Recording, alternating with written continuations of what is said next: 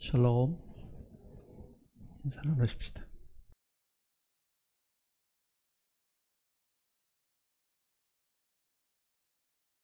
요한복음 1장을 보시겠습니다.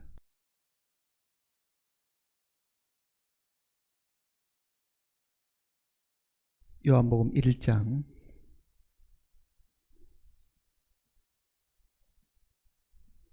14절 말씀부터 보겠습니다.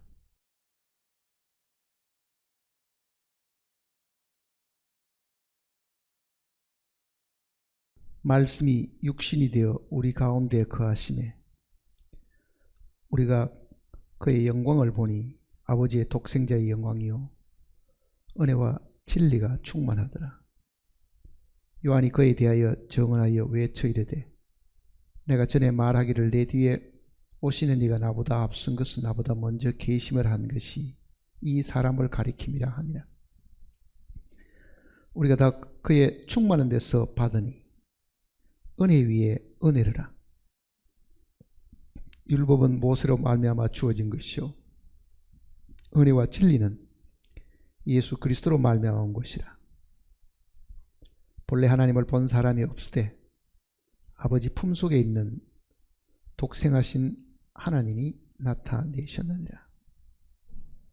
함께 기도하시겠습니다.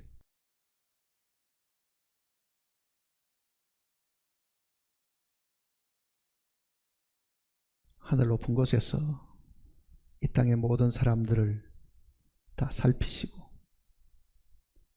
때를 따라 필요한 것을 늘 공급하시고 지켜주신 아버지 하나님,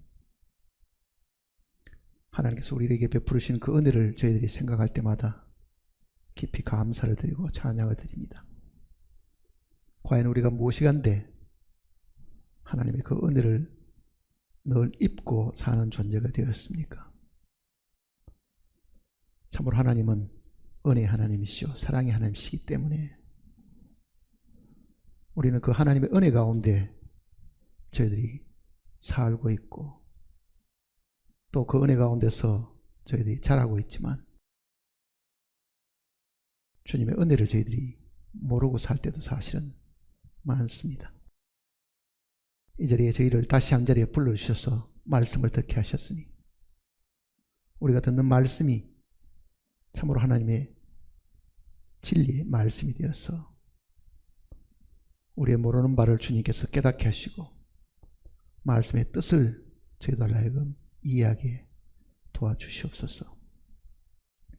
말씀을 항상 마음속에 사모하고 그 말씀을 마음에 간직하여서 그 말씀이 인도하는 대로 그 말씀이 우리에게 빛을 비추시는 대로 저희들이 행하고 걷도록 도와주시옵소서.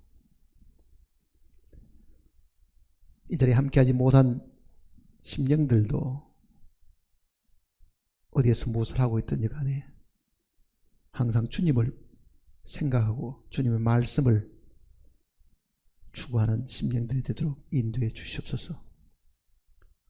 이 자리에 함께하지 못했지만은 우리는 주님의 성령 안에서 모두가 한 지체임을 저희들이 알고 있습니다.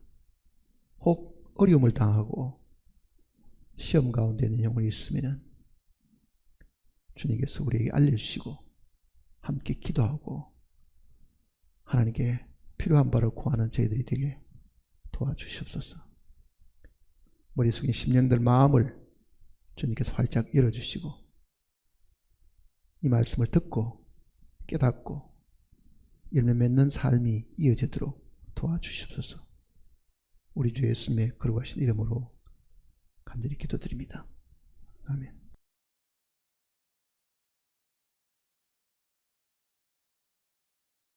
요한복음을 기록한 이 사도 요한이나 요한 일서를 기록한 요한은 같은 사람입니다. 그러니까 사도 요한이 요한복음, 요한 1, 2, 3서, 요한계시록 이 세 권을 기록을 했습니다. 근데 같은 사람이 기록한 내용이긴 해도요 용어를 조금씩은 다르게 표현한 부분들이 사실은 있습니다. 요한복음에서 하나님에 대해서 기록할 때 하나님의 이 사실적인 면을 표현한 것하고 요한 1서 내용 속에서 기록한 것하고 조금은 다르게 표현했습니다. 그 부분을 우리가 먼저 이해를 하면은 말씀을 이해하는 데 훨씬 더 도움이 될 겁니다. 특히 여기 보면은 17절입니다. 율법은 모세로 말미암아 주어진 것이요 은혜와 진리는 예수 그리스도로 말미암아 온 것이라 그랬습니다. 은혜와 진리는 은혜, 진리.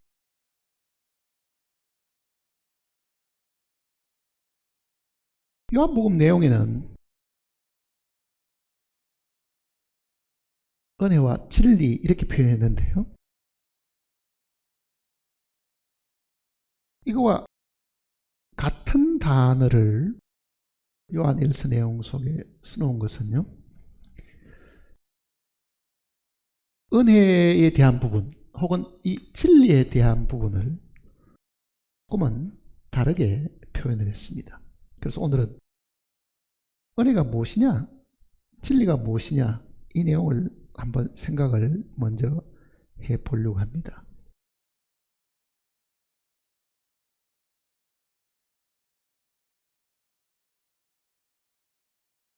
요한복음 내용 속에 이 은혜 혹은 진리라고 표현된 부분은 요한 1서에는 사랑으로 사실은 표현했습니다. 사랑을. 그리고 진리 같은 경우는 빛으로 표현을 했습니다. 그러니까 하나님은 사랑이시라 혹은 하나님이 빛이시다 이렇게 표현을 했습니다. 요한 1서 내용을 보면은. 그러니까 우리가 빛 하는 말이나 사실은 이 사랑이라는 말이 같은 의미라고 이해하는 사람들은 그렇게 많지를 않죠. 사랑하고 은혜가 같은 것이다 이렇게 이해하는 사람도 별로 많지는 않습니다. 사실은 하나님 안에 있는 것은요 사랑이고 그 사랑이 사람에게 표현된 것은 은혜입니다. 하나님 안에 있을 때는 빛이고 이게 사람에게 표현된 것은 진리로 표현이 되게 되어 있습니다. 그러니까 하나는 하나님 안에 있는 것이고요. 하나님 안에 있는 것. 이거는 사람에게 주어진 것이요. 사람에게 나타난 것입니다. 그러니까 여기 지금 4절도 보면요. 그 안에 생명이 있으니 이 생명은 사람들이 빛이라. 그러니까 빛이라는 이 표현은 생명이란 말과도 같은 것인데 그 얘기잖아요. 같은 것인데. 그러니까 생명이라는 말이나 빛이라는 말이나 진리라는 말은 사실은 이게 다 동의어입니다. 같은 뜻을 나타내는 서로 다른 단어일 뿐이지 본질에 있어서는 이게 같다는 겁니다.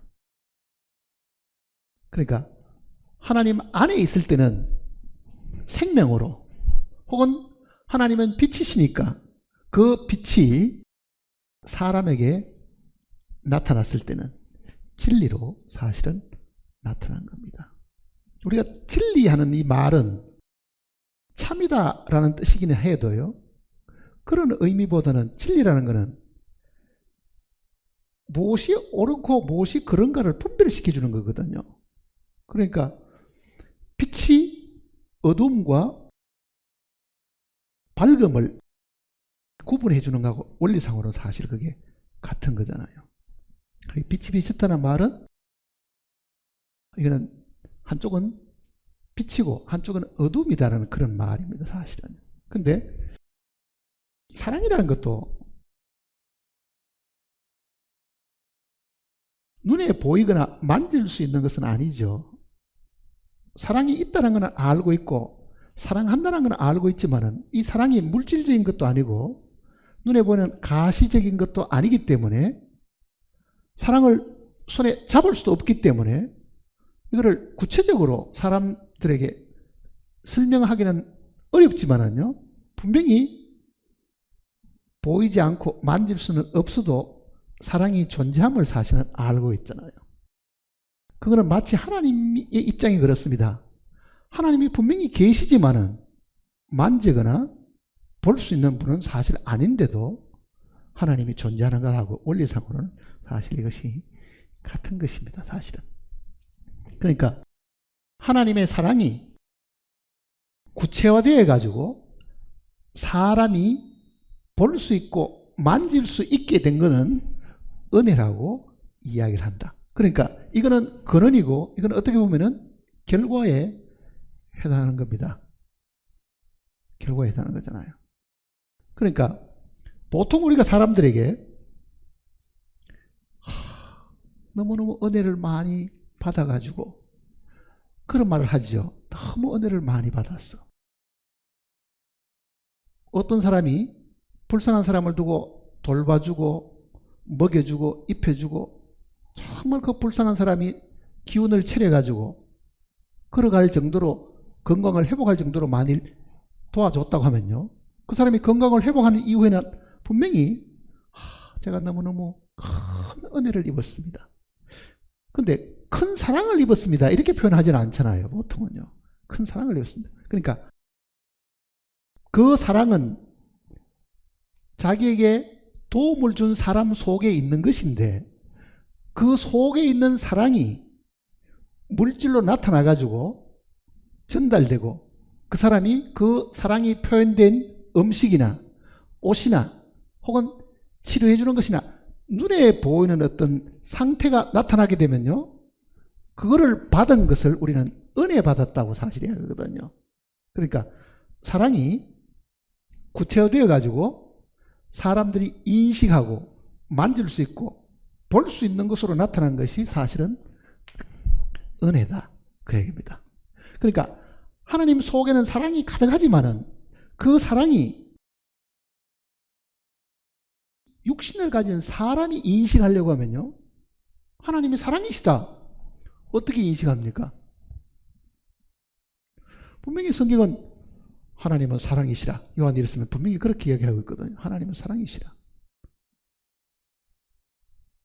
근데 실제 그 사랑이 전혀 보이지 않으니까 그게 보이려고 하면 그 사랑이 남을 도와줄 때에 물질로 나타나기도 하고 옷을 입혀주기도 하고 음식을 주기도 하고 도움을 줘서 이렇게 세워주기도 하고 그 사랑이 눈에 보이는 매체를 통해 가지고 우리에게 전달되면 그걸 우리는 은혜라고 사실은 이야기합니다. 오늘 이제 이 내용을 생각해 보려고 하는 거는요, 은혜가 무엇이냐, 오늘 이제 저녁에 이제 그 내용을 한번 깊이 생각을 해 보려고 하는 거다. 은혜가 뭐냐. 근데 특히 여기는 16절 보세요. 우리가 다 그의 충만한 데서 받으니 은혜 위에 은혜르라. 그렇지? 은혜 위에 은혜르라. 이거는 한 번 은혜를 받았다는 것이 아니고 은혜를 받았는데 뒤 이어가지고 또 은혜를 받고 또 은혜를 받고 이렇게 한다는 뜻이잖아요. 은혜 위에 은혜르라. 반복적인 겁니다. 반복적인 거. 자, 그러면은 은혜가 하나님의 사랑이 구체화되어 가지고 사람에게 나타난 것이 은혜라고 한다면 이게 처음에 어떻게 나타났느냐, 성경은 이 내용을 어떻게 이야기하고 있는가. 요한 1서 되면 하나님은 사랑이시라 마이크 대고 온 동네에다가 하나님은 사랑이십니다, 하나님은 사랑입니다 하고 아무리 외쳐봐야요, 그 소리 듣고 감동받을 사람은 한 사람도 없습니다. 아니 하나님이 사랑이고 하고 나하고 무슨 상관이 있느냐 이렇게 이야기할 거 아니라고요. 그러니 하나님이 사랑이신데 정말 우리가 체험을 하려고 하면 이거는 뭔가가 중간에 눈에 보이거나 만질 수 있거나 내가 육신이 체험할 수 있는 뭐가 하나 있어야 되는 거죠. 사실은요. 로마서 5장을 보세요.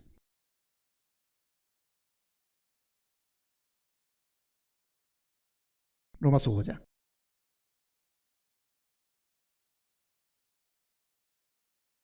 8절입니다.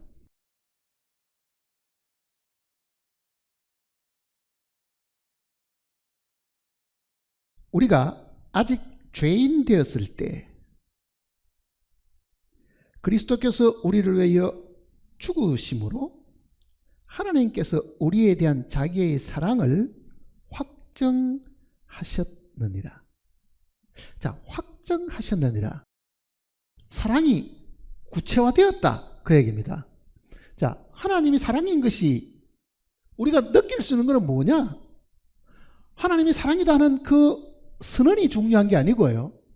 정말 그분이 하나님의 사랑이면 그 사랑이 육신을 가진 우리들에게 뭐 손에 잡히는 게 뭐가 있어야죠.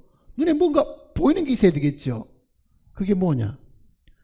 우리가 죄인이었을 때 그리스도께서 죽으심으로 말미암아 하나님께서 자기의 사랑을 나타내 보이셨다. 확정했다. 눈에 보이도록끔 내가 너희를 사랑한다 하는 것을 입증해 보이신 것은 이 땅에 육신으로 오신 우리가 만질 수 있는 생명을 만질 수 있는 분으로 오신 예수님이죠. 그 생명으로 오신 분이 우리를 위해서 죽으셔가지고 우리의 속죄 제물이 되셔가지고 그게 하나님이 사랑이신 것을 입증한 것이다. 확정한 것이다. 이렇게 이야기하잖아요. 그러니까 하나님의 사랑이란 그거는 하나님 안에 있는 것인데 이것이 사람에게 나타날 때는 은혜라는 걸로 표현된다. 나타나는 것이다. 그러니까 사랑이 예수님의 죽음을 통해 가지고 우리에게는 뭐가 되었습니까? 은혜 받은 거죠. 그러니까 에베소서 2장에도 너희가 그 은혜를 인하여 믿음으로 말미암아 구원을 얻었나니 그 은혜를 인하여 그 은혜는 뭡니까? 하나님의 사랑으로 인해서 그 얘기입니다. 하나님의 사랑으로 인해 가지고. 근데 그 사랑이 이론적이고 추상적인 사랑이란 단어를 이야기하는 게 아니고 그 사랑이 눈에 보이는 죽음으로 나타나서 그 얘기잖아요. 죽음으로 나타나가지고. 그래 하나님이 우리를 사랑한다는 것은 하나밖에 없는 아들을 이 땅에 보내서 대신 죽게 하는 그 죽음 속에 내가 사랑이다 하는 것이 입증된 것이잖아요. 사실은요. 그러니까 사랑이 하나님 안에 있을 때는 사랑이지만은 이게 사람이 체험할 수 있을 때는 은혜가 사실은 된다. 자, 그러면 은혜라는 이 말의 뜻이 정확하게 무슨 뜻이냐? 은혜. 우리가 말하는 이 은혜, grace.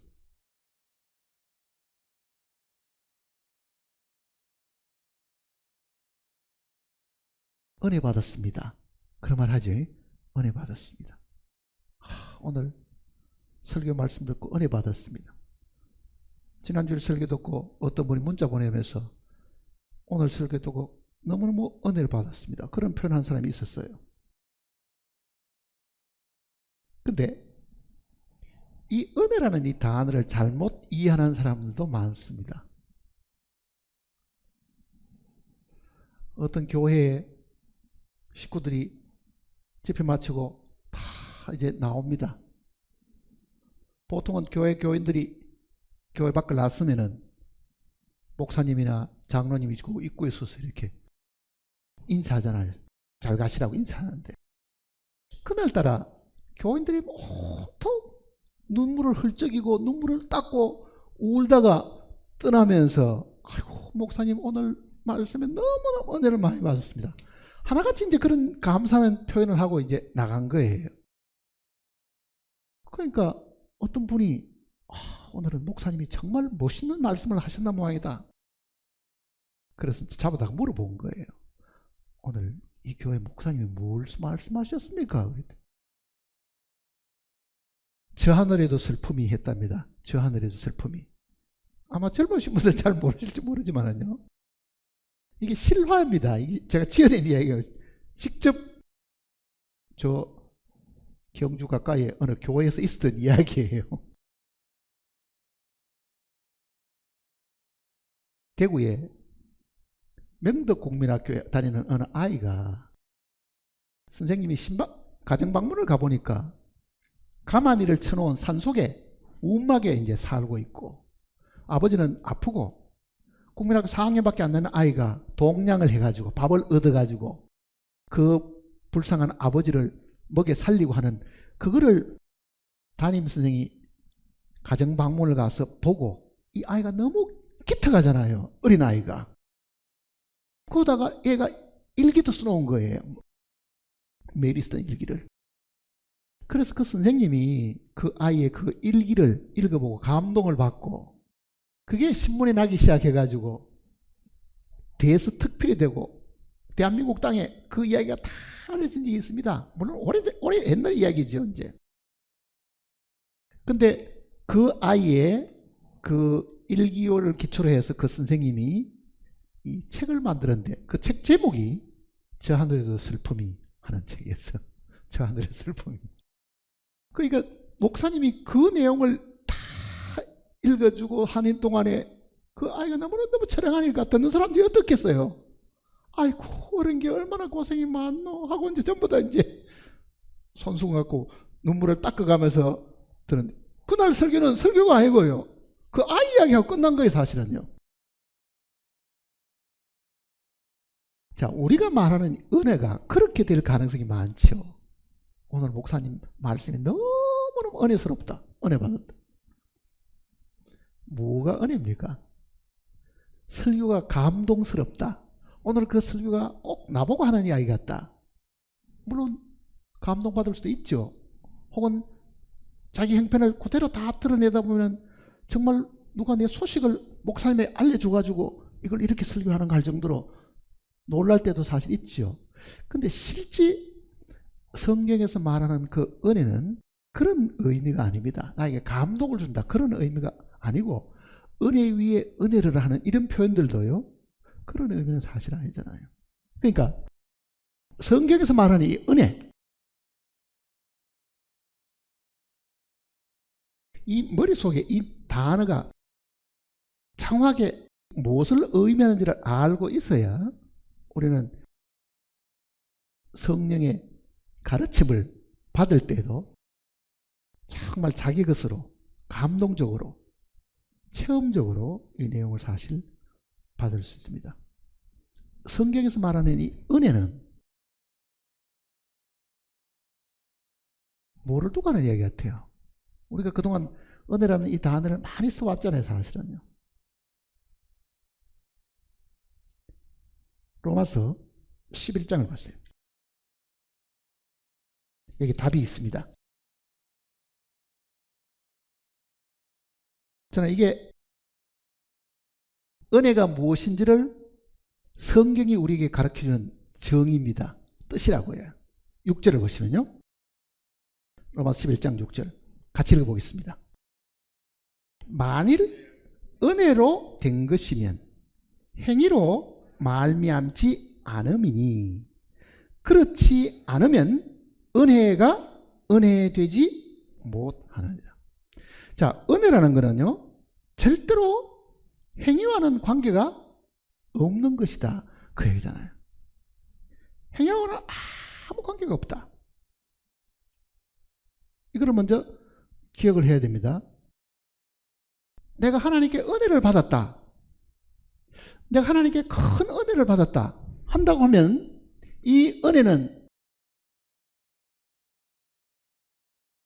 행위하고는 아무 관계가 없는 것이다. 그러니까 행위와 관계가 없이 내가 만일 받은 것이 있다고 하면, 그것도 하나님께 받은 것이 있다고 하면 그거는 은혜다. 자, 은혜의 첫 번째 특징은, 은혜가 뭐냐? 하나님께서 내가 은혜를 받았다고 하면요, 하나님이 나에게 주시는 것이 만일 내가 무엇을 행해 가지고 얻었다고 하면 그거는 더 이상 은혜가 아니다. 그걸 먼저 기억해야 됩니다. 내가 오늘 하나님께 은혜를 받았습니다. 이거는 내 노력과 수고의 대가가 아니다는 것을 제일 먼저 이야기하는 거예요. 내가 아무것도 하지 않았는데, 내 노력도 하지 않았는데, 수고도 하지 않았는데 하나님께서 나에게 준 것이 있다고 하면 그거는 은혜가 되죠.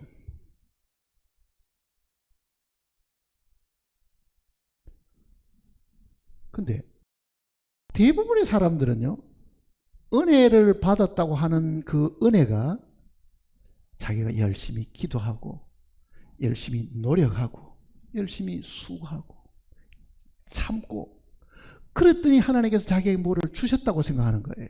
금식 기도를 했더니, 철야 기도를 했더니, 그리고 내가 정말 오랫동안 이만큼 차에서도 내가 꼭 참고 견뎌냈더니 어느 날 하나님께서 나의 인내와 그동안 나의 수고와 그동안 나의 고통을 보시고 하나님께서 이와 같은 축복을 해 주셨다. 그거는 은혜가 아닙니다. 그건 보상이잖아요. 보상. 갚아주신 거잖아요. 그러니까 성경은 은혜라는 것은 행위로 말미암지 않음이니 그러잖아요. 행위로 말미암지 않음이. 그렇지 않으면 은혜가 은혜되지 못하느니라. 은혜는 절대로 내 노력, 내 수고, 내 인내 이거하고는 아무 상관이 없는 것이다. 자, 내가 아무것도 하지 않았는데 내 행위는 요만큼도 없었는데 내가 받은 것이 있다. 그게 내가 하나님께 받은 은혜입니다. 그게 우리가 하나님께 처음 받았다고 하는 뭡니까 사실은요? 구원이라고요. 에베소 2장 8절을 보세요.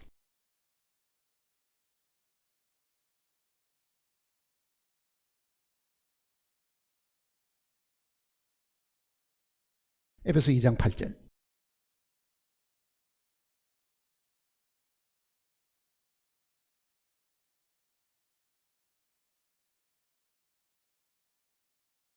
너희는 그 은혜에 의하여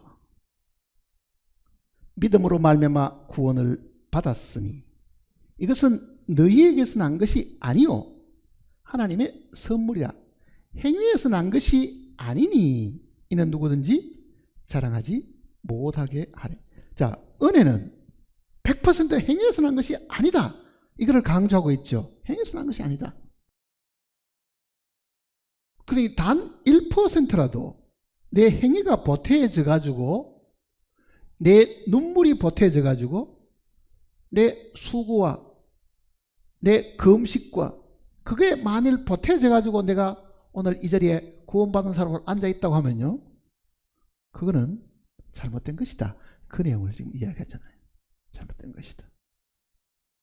그러니 우리가 죄 사함 받은 이 가장 큰 은혜라고 말하는 이 은혜는 절대로 행위와 관계가 있는 것이 아닙니다. 행위. 그러니까 이거는 내 노력과 수고와 관계 있는 거잖아요. 이 행위. 이거를 만일 공적, 내가 쌓은 많은 업적, 이거를 보고 하나님이 만일 구원을 하셨다고 하면은 그건 보상이지 이거는 절대로 선물이거나 하나님의 은혜가 아니다. 근데 이거를 잘못 생각하는 경우도 있습니다. 자, 은혜로 내가 구원은 받기는 했지만은 이거를 관리를 잘못하면 어떻게 되겠는가? 구원받은 생명은 내가 분명히 있는데 이 생명을 따라 살지 않고 뒤죽박죽 내 하고 싶은 대로 육신대로 살았다. 그러면은 하나님께서 가만히 보고 계시다가 내가 너를 분명히 공짜로 구원을 해주긴 했다마는 너 사는 그 꼬락서니를 보니 너 이거 안 되겠어. 너는 취소돼야 되겠다고 한다고 하면 그거는 하나님이 조건을 가지고 주신 거잖아요. 조건. 내가 이거를 공짜로 주기는 한다마는 네가 이거를 잘 관리하면은 네 것이 되고, 만일 이거를 관리를 잘못하면은 내가 뺏겠다 하면은 그것도 은혜가 될 수가 없는 겁니다. 자, 기독교 이 역사 속에 아르메니우스 교리라는 것이 있습니다. 그거는 아르메니우스 교리에 대한 거는 제가 설교도 한두 번 했죠. 구원을 받고도 멸망당할 가능성이 있다고 가르치는 교리가 있는 거예요. 구원은 받았지만은 사는 것이 개차반같이 살고 심각한 죄를 지으면은 그 사람의 구원이 취소될 수 있다. 그렇게 가르치는 교리가 있습니다. 이 지구상에. 보세요. 우리가 은혜로 구원을 받았는데 관리를 잘못하고 제대로 구원받은 사람으로 못 살기 때문에 공짜로 준 것을 취소한다고 하면 처음 은혜로 주신 것도 조건이 붙어 있는 거잖아요. 그 조건이 붙어 있으면 그것도 은혜가 되지 않는다는 뜻입니다. 아무 행위와 관계없이 우리에게 선물을 주셨는데 구원받고 난 이후에 행위가 좀 나쁘다고 해가지고 만일 그거를 취소하게 된다고 하면 그거는 은혜가 아니죠. 그건 마치 외상으로 물건 파는 거 똑같다고요. 자, 하나님, 내가 지금 천국 가려고 하는데 아무 공로가 없습니다. 하나님이, 그래, 외상으로 주마. 그 다음부터 네가 잘 살아라, 갚아라. 그거하고 똑같은 거라고요. 구원받을 그 시기는 내가 정말 하나님 앞에 온전치 못한 사람이었지만은 그 이후에는 내가 정신을 바짝 차리고 정직한 사람이 되고 올바른 사람이 되어야만 하나님이 외상으로 준 거를 돈 청구 안 하신 거냐. 그러니까 외상으로 준다는 말은요, 이 조건 달아놓은 거잖아요. 그러니까 성경에서 말하는 구원은 조건이 없는 겁니다. 사실은요. 이게 어떻게 내가 관리하느냐 하는 것도 관계가 없는 거라고요. 100% 하나님이 그냥 주시는 거라고 하면은 받고 난 다음에 이걸 가지고 땅속에 묻어 놓든지 아니면 이걸 가지고 장사를 잘해가지고 더 많은 걸 남기든지, 그거는 나중에 내가 하나님 앞에 가서 받을 상하고 관계가 있는 거지 구원 그 자체를 하나님이 취소하거나 그러지는 사실은 않으신 거예요. 그게요. 그러니까 은혜는 하나님의 속에 있는 사랑인데 그 사랑이 예수님의 죽음을 통해서 입증이 되었고 그 예수님을 우리에게 주신 것인데 그 예수님을 받을 수 있는 내한테 공적이 있어야 예수님을 받을 수 있다. 또 예수님을 받고 나서도 제대로 예수 믿는 사람답게 살아야 된다 하는 그런 것하고는 이게 아무 관련이 없는 겁니다. 사실은. 율법은 뭐냐? 율법은 이거 반대잖아요. 사실은 반대. 율법이란 거.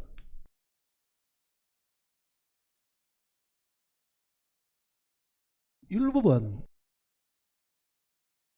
진리만 있고 은혜는 사실 없습니다. 진리만 있다는 게 뭡니까?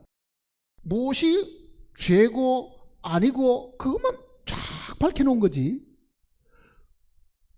결국은 빛과 어둠을 밝혀놓기는 해도요, 어둠에 처한 사람들로 하여금 생명을 얻게 할 수 있는 능력은 율법 속에는 없잖아요.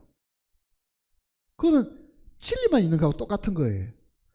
해라, 하지 마라, 가라, 가지 마라 하는 그런 많은 검령과 명령은 있기는 해도 그거를 지키지 못하는 사람이 생명 얻을 수 있는 길은 없지요. 그게 율법은 외골수잖아요.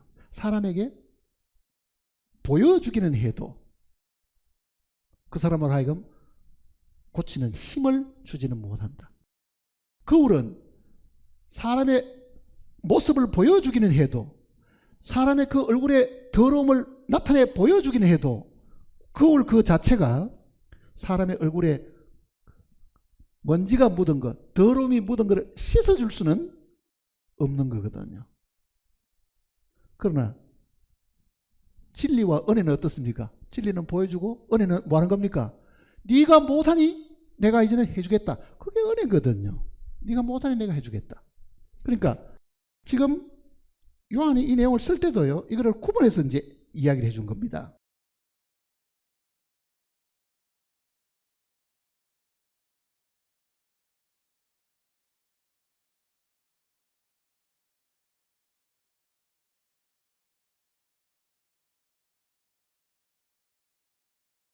다시 보세요. 요한복음 1장을 다시 보시면요.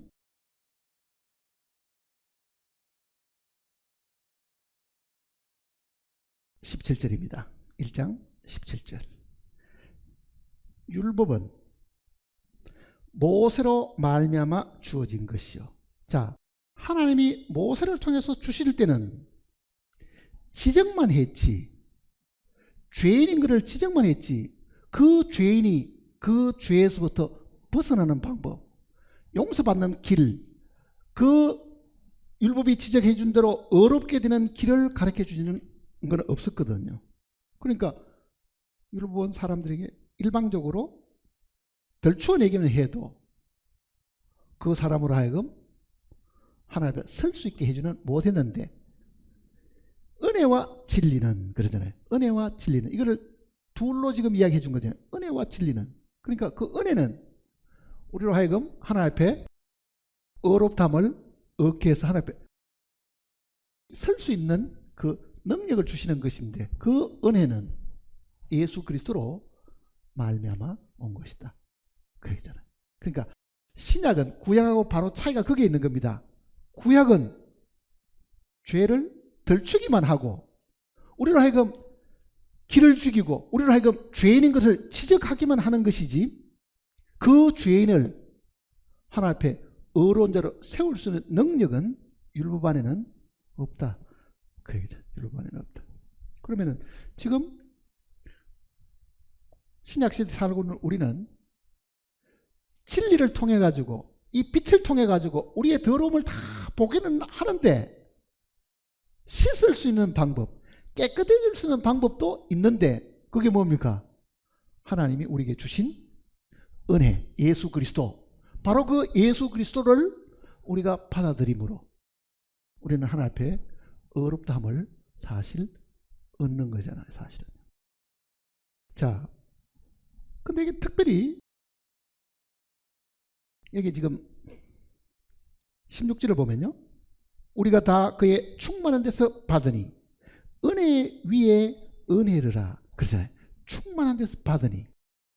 우리는 한 번 은혜 받는 걸로 끝나는 것이 아닙니다. 은혜 위에 은혜니까요, 반복적으로 은혜를 계속 받아가야 된다. 그 이야기를 하고 있습니다. 자, 자신을 한번 한번 보세요.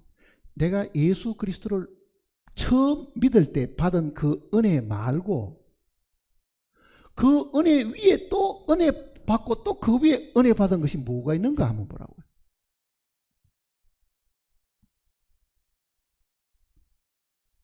죄사함의 은혜 말고 정말 그 위에 또 은혜 받은 것이 뭐냐. 자, 이 내용을 사도 베드로는 이렇게 표현했습니다. 베드로 후서를 보시면요,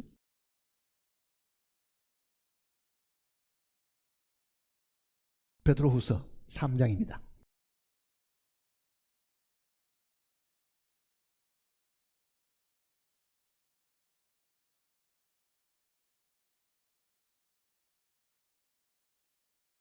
(18절입니다)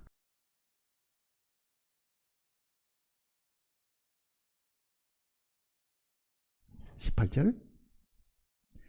오직 우리 주 곧 구주 예수 그리스도의 은혜와 그를 아는 지식에서 자라가라.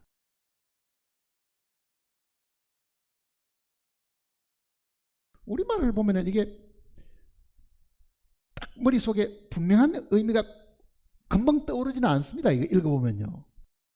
왜냐하면 이게 붙어있기 때문에 예수 그리스도의 은혜와 그를 아는 지식에서 자라가라.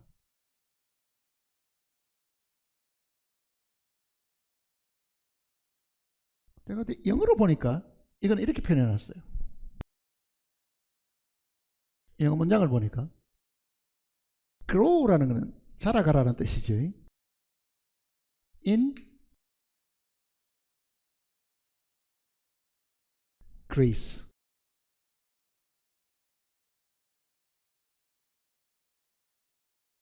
이게 하나입니다. 이게 한 가지 일이고, 둘째는 뭐냐? 그리고 in knowledge.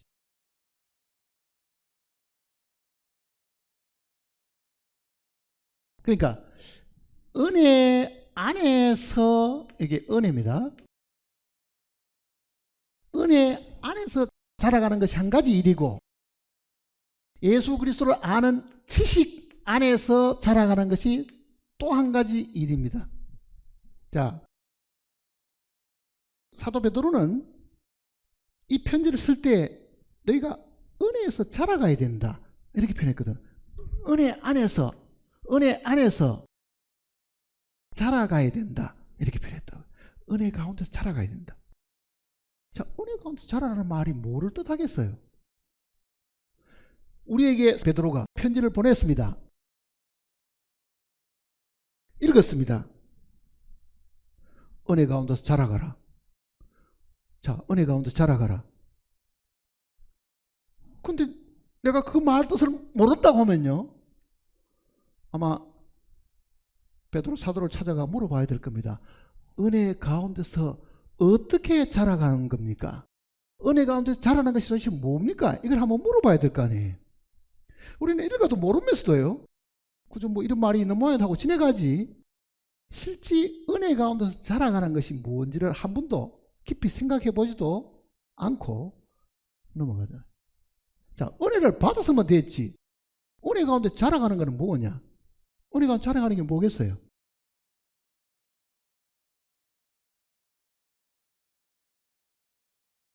그게 은혜 위에 은혜입니다.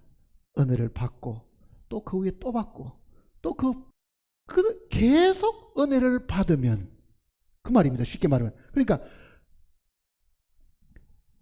때를 따라 돕는 은혜, 히브리서도 그런 말씀이 있죠. 때를 따라 돕는 은혜. 구원받고 난 이후에도 어떤 상황에 부딪혀 가지고 어려운 상황 속에, 괴로운 상황 속에 부딪혔을 때 그때도 하나님의 은혜가 필요하다, 그 이야기를 하고 있잖아요. 그때도 하나님의 은혜가 필요하다. 그러니까 쉽게 말하면은 신앙생활을 잘하는 사람은 누구냐? 은혜가 풍성한 사람입니다. 구원받는 그때의 은혜뿐만 아니라 그 위에 은혜가 있고 또 그 위에 은혜가 있고 때를 따라 돕는 많은 은혜를 경험한 사람이 은혜 가운데서 자라가는 사람입니다. 자, 은혜 가운데서 성장하려고 하면은 이게 지난 주일날 들었던 이 설교하고도 사실은 관련이 있습니다. 설교하고도 관련이 있는 거예요. 자, 은혜는 내가 행하는 것이 아니고 누가 하는 겁니까? 하나님이 하시는 겁니다. 율법은 내가 하나님을 위해서 일하는 것이고, 은혜는 하나님이 내 대신에 일하는 거라고요. 하나님이 내 대신에 일하는 겁니다. 근데 십자가에 달려 죽는 이 일은 내가 요청하지 않았는데도 그가 먼저 이루신 일이라고요. 내가 태어나기도 전에, 지금부터 2000년 전에 하나님이 자기 계획에 따라 가지고 아들을 이 땅에 보내셔가지고 온 인류의 죄를 다 지고 가신 그 역사적인 사실을 먼저 해놓은 거고, 그거를 기록된 성경을 통해서 우리가 전달을 받아가지고 하나님이 우리 죄를 위해서 독생자를 보내셔가지고 우리의 모든 죄를 다 해결해 주셨구나. 우리를 하나님 앞에 의로운 자로 이제는 당당하게 서게 하시기 위해 가지고 우리를 깨끗하게 하셨구나. 그게 우리가 처음 받은 은혜잖아요. 그게 우리가 구원받은 거죠. 자, 그것도 하나님이 우리를 위해서 하신 거잖아요. 은혜는 하나님이 내 대신 하는 것. 율법은 내가 하나님을 위해서 하는 것.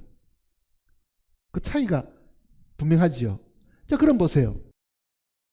십자가의 이 도리를 하나님이 내 대신 해 주셨습니다.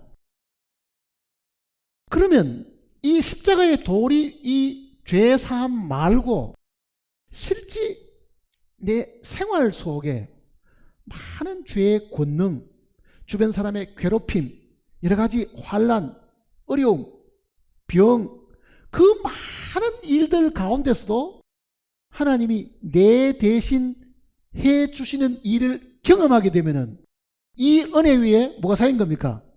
은혜가 이렇게 되겠죠. 자, 구원받은 사람은 구원받은 그것이 첫 번째 은혜라고 하면 그 위에 그 다음에도 하나님이 해주신 것이 뭐가 있어야 되잖아요. 하나님이 해주신 것. 뭐 있어요? 죄에서 구원해 준 것 말고 하나님이 정말 내가 못 사는데 하나님이 이 일을 해 주셨다. 뭐 있냐고요? 그게 있으면 그게 은혜 위에 은혜가 또 올라왔죠. 그 다음에 다음 은혜가 또 올라오겠죠. 이게 은혜 가운데서 성장하는 겁니다. 많은 은혜를 경험하는 거죠. 많은 은혜를. 그 사람이 성장한 사람이에요.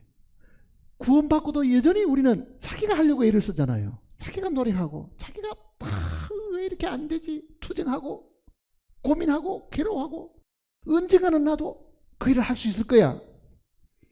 주님 오실 때까지 못합니다. 사실은요.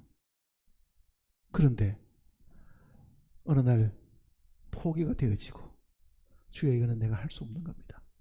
주님이 내 안에 들어오셔서 이 일을 해 주셔야 됩니다.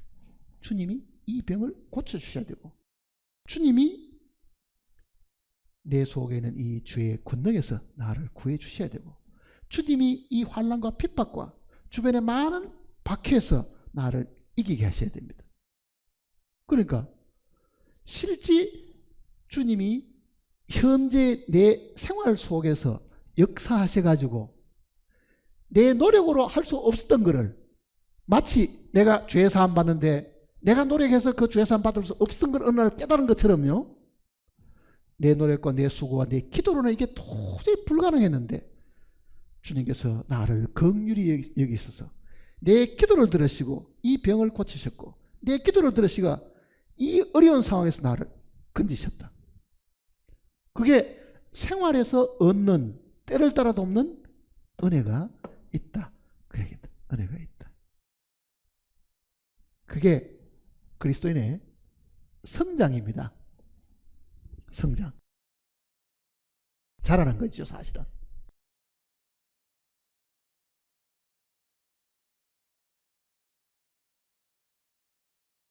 우리는 이 성장이라는 단어를 이렇게 생각합니다. 내가 구원 값받을 때는 잘 못했는데 구원받고 10년쯤 되니까 이것도 알고 저것도 알고 이제는 나도 이제는 뭔가 할 수 있어. 그게 성장이라고 생각하잖아요. 그건 성장이 아닙니다. 지식이 조금은 더 늘었을지 몰라도요. 성장은, 이게 믿음의 성장은 내 안에 주님이 커지는 거라고요. 내 안에 계시는 이 생명이 더 커지고 이 생명의 역할이 더 많아지고 이게 자라는 거예요. 보세요.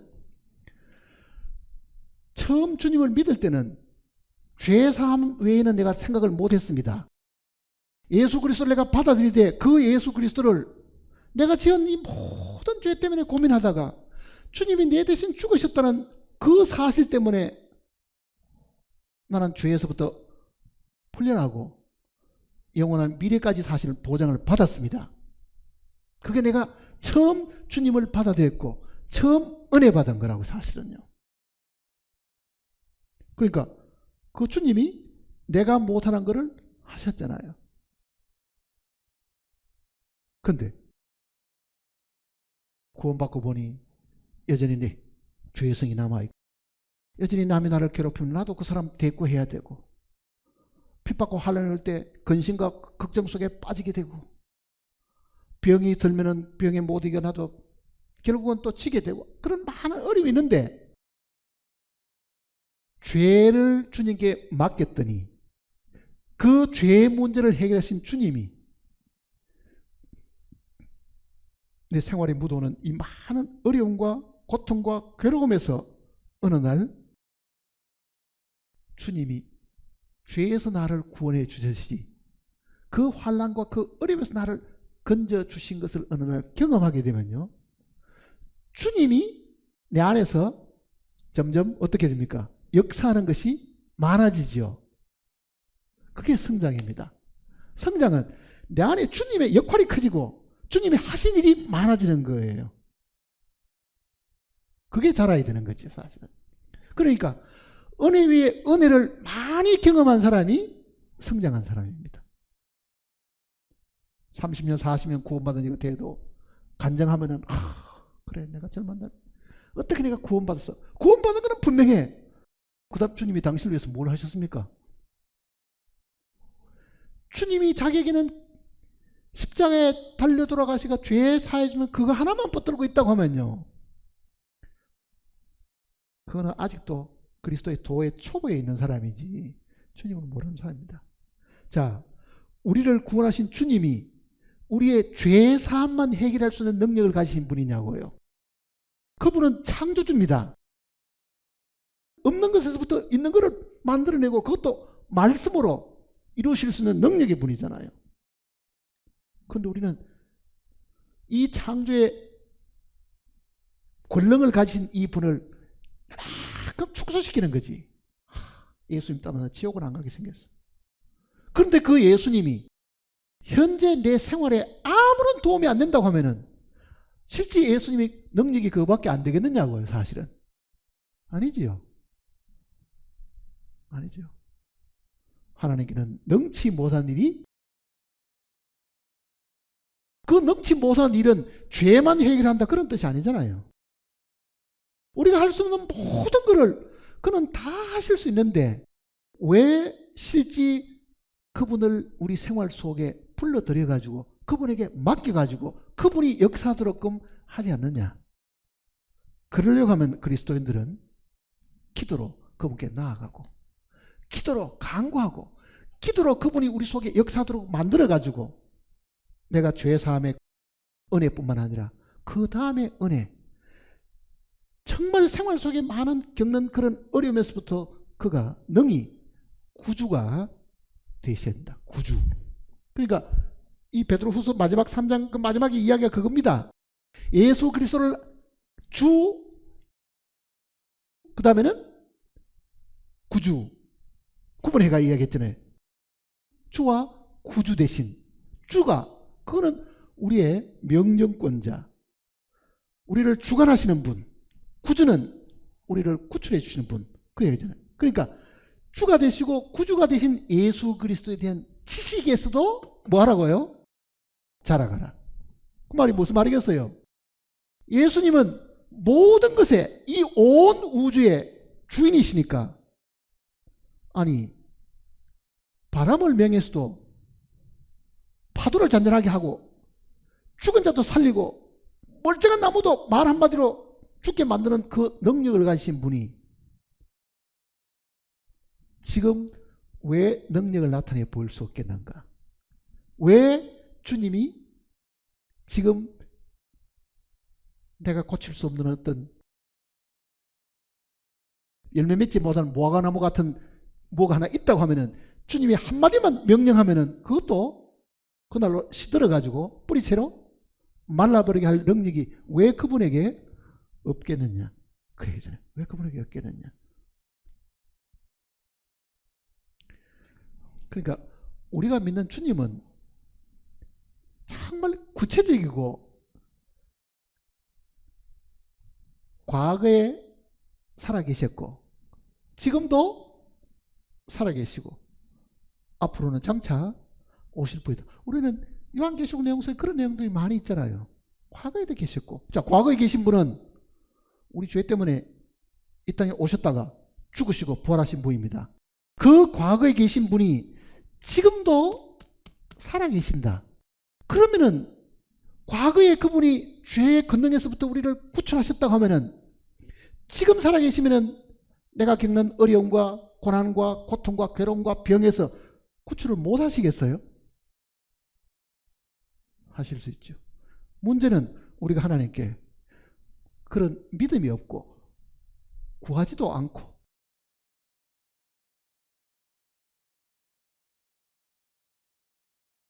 우리를 구원해 주셨으니 사는 건 우리가 알아서 살아야지 뭐 이렇게 생각하고 사실은 말잖아요.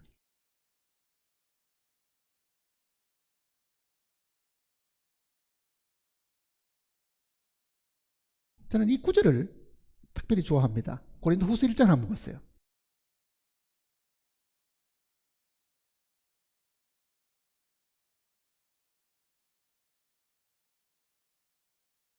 고린도후서 1장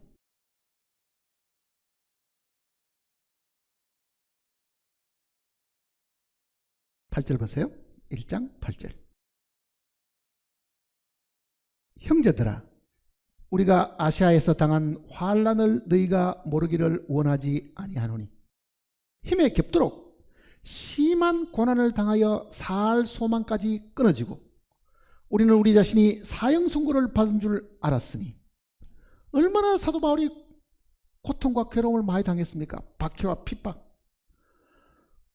고린도후서 11장 내용, 그 내용을 읽어보면요, 구원받고 만일 이런 사도 바울이 당했던 이런 어려움을 당한다 그러면 모두가 다 나 구원이 싫습니다 하고 다 달아날 겁니다. 나는 차라리 구원을 안 받았으면 안 받지, 나는 사도 바울과 같은 그런 고통은 받기 싫습니다 다 달아날 거라고요. 근데 뭐라고 이야기합니까? 9절 다시 보세요. 우리는 우리 자신이 사형 선고를 받은 줄 알았으니 이는 우리로 자기를 의뢰하지 말고 오직 죽은 자를 다시 살리시는 하나님만 의지하게 하심이라. 자, 이거는 구원 문제를 아니지요. 죄 사함에 대한 구원은 아니지요. 실제 그가 겪던 많은 육체의 고통과 괴로움, 박해, 핍박, 죽이려고 덤벼드는 것, 그 많은 고통 중에서도 하나님께 의지하고 그 하나님께 맡겼더니 10절 보세요. 정말 멋있게 표현했습니다. 그가 이같이 큰 사망에서 우리를 어떻게 했다고요? 건지셨고 그 다음에는 또 건지실 것이며 이후에도 건지시기를 그에게 바라더라. 보세요. 건지셨고 지금도 건지시고 앞으로도 건지실 것이다. 왜 그렇습니까? 하나님은 과거의 하나님만 아닙니다. 과거에 우리를 죄에서 우리를 건지실 뿐만 아니라 지금도 죄의 건세에서 우리를 건지시고 우리를 위협하는 많은 환난과 핍박, 고통에서 우리를 지금도 건지시고 또 앞으로도 건지실 것이다. 자, 내가 믿는 예수님이 하늘의 간이로 깜깜무소식입니까? 내가 믿었던 나를 죄 가운데서 구원하신 그 나사렛 예수가 하늘로 올라가신 이후에 깜깜무소식이냐고요. 그분이 지금도 우리에게 아무 권능도 행할 수 없을 만큼 무기력한 존재가 되셨느냐고요. 아니죠. 내가 가서 보혜사 성령을 너에게 보내주겠다. 그는 진리의 영이다. 너희와 함께 거하시며 또 너희 속에 계시겠습니다. 자, 우리에게 오셔가지고 지금 우리 속에 계시는 분은 지금도 우리를 건지시는 분이시다. 그 얘기잖아요. 건지시는 분이다. 그런데 우리는 주님이 과거에 나를 위해서 무엇을 해주셨다. 2000년에 이 땅에 오셔서 무엇을 해주셨다. 그것만 지금 붙들고 있지. 실제 그분이 지금도 건지시는 분으로 믿지 않는다는 이야기잖아요. 믿지 않는다. 그에게 구하지도 않고 그에게 의탁하지도 않고. 그러니 주님이들 어떻게 하겠어요? 그래서 우리는 기도로 그분께 나아가고 기도로 그분에게 구하고 찾고 두들기면은 그분은 지금도 자, 사도 바울을 건지신 이 놀라우신 주님이 우리도 안 건져주시겠냐고요. 사도 바울은 특별 대우를 하고 우리는 안 건져주시겠냐고요. 아니죠. 너희와 함께 거하심이었으니까.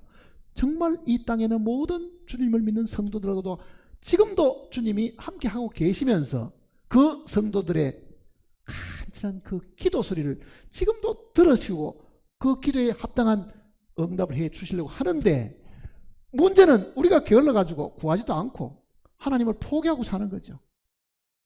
예수님은 고마우신 분이야. 나를 지옥 보내지 않고 천국에 보내줄 분이야. 죽어서는 천국 가는 건 확실해. 그렇지만은 그가 지금 이 세상에 나를 뭐 해줄 게 뭐 있겠어? 뭐 보이야 뭐 주님께 부탁하지. 우리의 믿음이 그 정도밖에 안 된다는 이야기잖아요, 사실은. 자, 은혜 위에 은혜를 계속적으로 얻어가는 그 사람이 성장하는 사람입니다. 성장하는 사람. 그 사람이 잘하는 사람이라. 그 사람이 주님을 훨씬 더 잘하는 사람이죠. 그 사람이 나중에 주님 앞에 가서도 칭찬받습니다. 왜? 주님을 자기 생활에 끌어들여서 내가 못하는 걸 주님이 하게 하셨으니 주님의 영광을 드러낸 사람이잖아요, 사실은.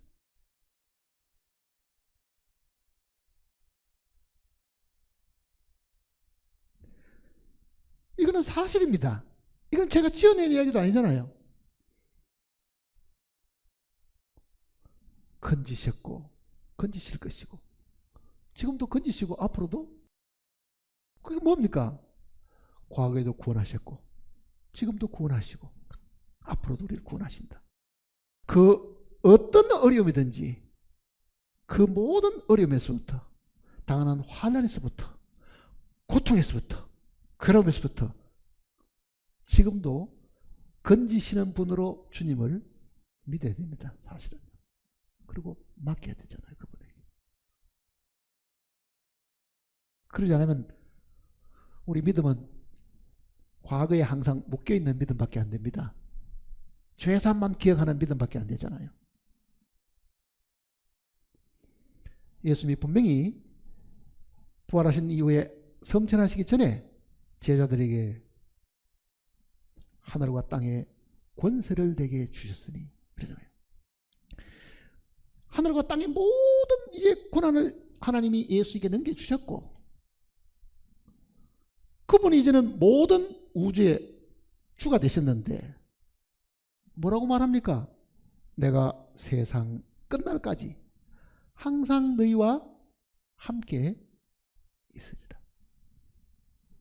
자, 함께 하는 이 표현들 보세요. 함께 있으리라.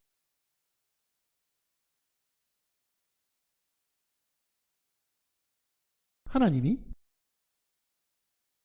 내가 너와 함께 하겠다. 하나님이 함께 하는 이유는 어디에 있을 것 같아요? 왜 하나님이 나와 함께 하신다는 그 말을 자주 했어요? 그러니까 이 구약부터 시작해서 쭉 읽어보면요, 이 내가 너와 함께 하겠다 하는 그 말에는 어떤 의미가 들었냐 하면은 다음 이야기가 반드시 들어있습니다.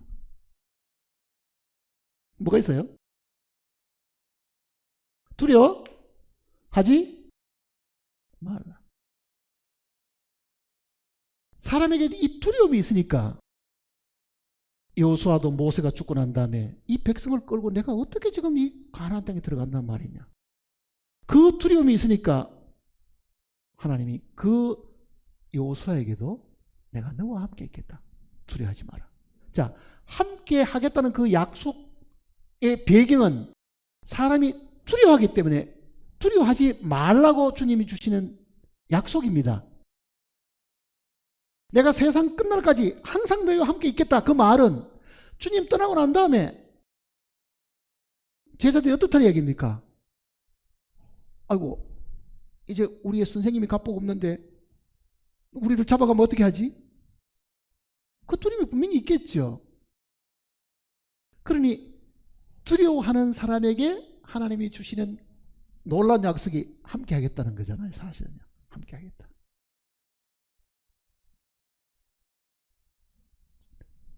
두려움이 있습니까? 없습니까? 평상시에는 없죠. 언제 두려움이 생깁니까?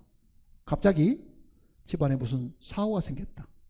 집안에 좋지 않은 일이 생겼다. 죽는 일이 생겼다. 그때는 두려워하려고 마음먹는 것도 아닌데도 갑자기 두려움이 생깁니다. 죽었으니 나 혼자 어떻게 살지? 죽었으니 이 자식은 어떻게 하지? 중한 병이 듭니다. 의사가 3개월밖에 못 삽니다. 두렵습니까? 안 두렵습니까? 그러니 모든 두려움이 우리가 살아가는 동안에 반드시 있게 마련인 거예요. 그래서 주님께서 두려워하지 말라. 내가 너와 함께하며.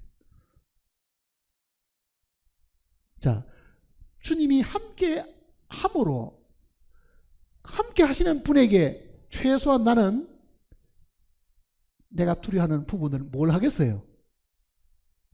그 앞에 내어놓고 구하고 주님으로 하여금 이 나의 두려움을 주는 이 문제를 해결해 달라고 기도할 필요가 반드시 있는 거잖아요. 그러면 그 두려움이 사라지게 되고 문제를 분명히 주님이 해결하시게 됩니다. 그 이후의 과정을 통해서 내가 하나님께 어느 날 내가 그때 이렇게 구했더니 하나님이 내가 구하는 것 이상으로 이 문제에 답을 주셨다. 그게 또 은혜를 받은 거라고 사실은요. 그게 또 은혜 받는 거죠.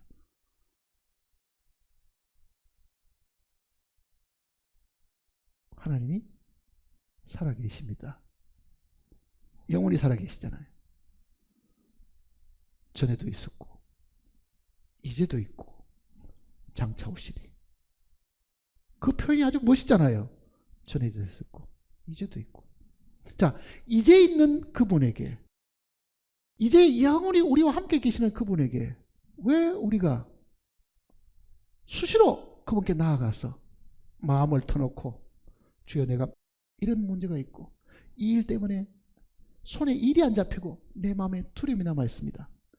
분명히 주님은 내가 너와 함께 하신다고 하셨으니 내가 두려움에 사로잡히는 것은 주님이 하신 그 말씀을 내가 믿지 않은 것입니다. 그게 기도잖아요, 사실은. 그러면 달라집니다. 달라지는 거예요. 상황이 달라져 버린 거예요.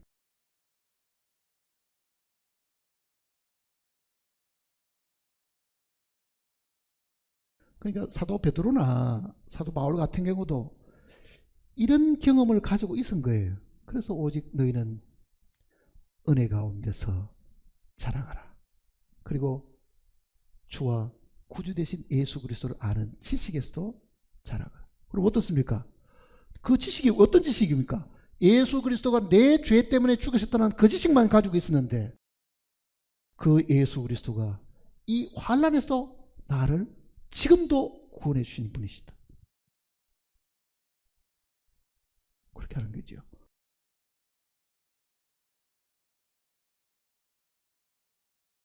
그러니까 성경은 이론이 아닙니다. 실제잖아요. 실제. 이 실제가 자기에게도 실제가 되도록 하는 것은 우리 믿음의 기도입니다. 사실은요. 그 믿음의 기도를 통해 가지고 분명히 주님이 현재 이 시간에 역사하셔 가지고 나로 하여금 건져 주심을 경험하게 된다는 것을 확실히 믿으시기 바랍니다. 기도하십시다.